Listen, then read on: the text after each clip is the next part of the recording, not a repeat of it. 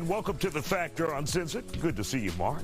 We have a great show planned for you on The Factor Uncensored. Glad to have all my guests here. We begin tonight. Welcome to The Factor Uncensored. You have to ask yourself, what were they thinking? 6 South Dakota baseball players have now been charged with rape charges. 4 of their mugshots are on your screen there. This is after the 17 to 19-year-olds are accused of sexually assaulting 2 minors. Both those minors, according to prosecutors, are males. Now, this happened while they were at a tournament. Now, the case is making national headlines. Tonight, we ask, what is the mentality that leads to sexual assault like this, and what role did hazing play in this situation? Joining us to talk about it tonight here on The Factor Uncensored, sports journalist Jim Hicks and Constable Herschel Smith from Waller County Precinct 3. Glad to have you all both here on The Factor Uncensored. So, Jim, you have been studying this for us, and we wanted to bring you on because you get the details. So, is this hazing or is this sexual? It could be sexual and hazing at the same time. What have you determined? Well, it's not really me, it's the judge. And so the judge has determined that at this point that it was not hazing. And that's why they moved forward with a hearing. And the thing that gets me is that the hearing is not set until February the 6th. And these young... Why so long? That's the question. That's like, I guess, you know, this town in South Dakota where they are, you know, they sometimes in small rural areas, they play by a different set of rules, and everybody may know each other. But that's a long way. And these 6 young men, they're allowed, one of the victims for certain attends the same high school.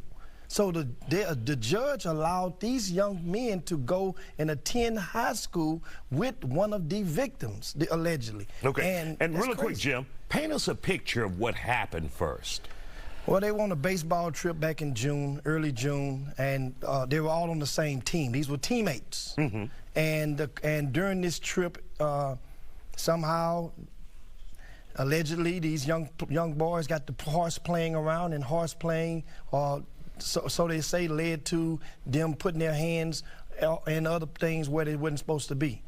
And this is where and this is sickening to hear about this, and even have to try to get me to talk about it, because that ain't my side of the fence to be talking, but it's crazy. And because when you play ball, Isaiah, there's a coach.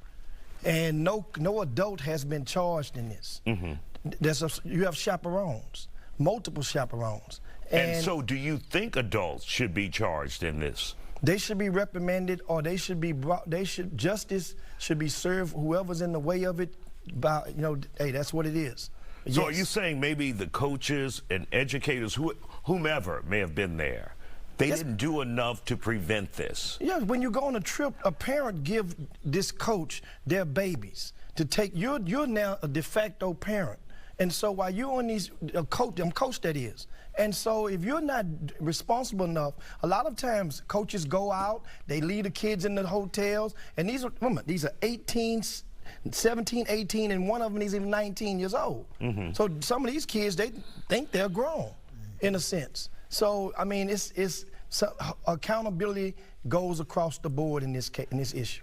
Constable Smith, seeing this, where 6 young people are now been charged with sex-related crimes as a result of violating 2 other male minors. Your thoughts on this? Where did we go wrong as a society?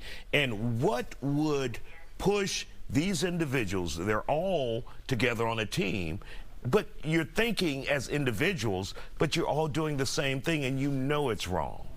Or do you? Structure and discipline plays a major role in a situation like this. When you got the coach, you got the kids, they all out.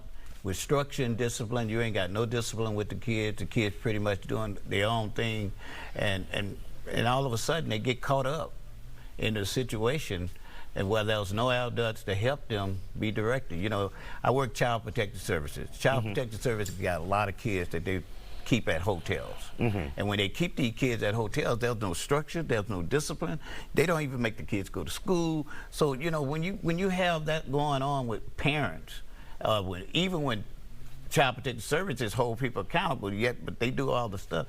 So the kids nowadays, they pretty much raising themselves and taking care of themselves. Even though they had chaperone, I guarantee you wasn't nobody around those kids when that happened.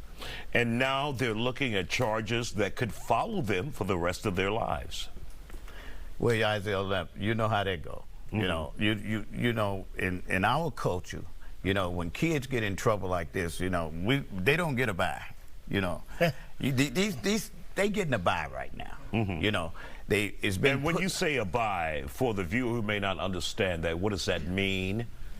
Well, first of all, a slap on the hand. You know, when you got to get a slap on the hand for something like this, you know, there should have been something stronger that they began to do. Of course, we don't know exactly what's going to happen, but at the same time, we see it in our community. When kids like this get in trouble, they immediately, we immediately see them.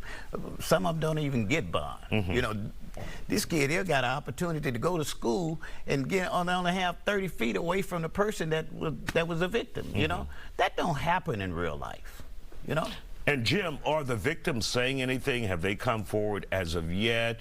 What do we know about them so far? Well, remember, this happened back in June, so we're a couple of months. So yeah, but they were just in court this week. That's why we all know. Yes, you know? But in that town, everybody knows what's going on. So they haven't spoke publicly about it yet, and probably at the advice of their counsel. And I'm quite sure this thing is also ripping a part of that community or that high school at the seams because of the fact that, as Constable Smith just mentioned, the judge issued a 30 feet. What'd you call it? Yeah, right. You can't come within 30. Yeah. And one was 100 feet. So think about this. You're at the same high school.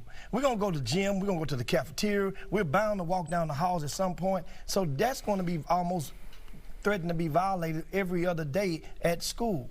And so the mental health component that goes upon these victims, these young boys that probably did not invite these guys to gang rape them allegedly, this is a part that's going to follow them for the rest of their life, and the parent that's involved. All right.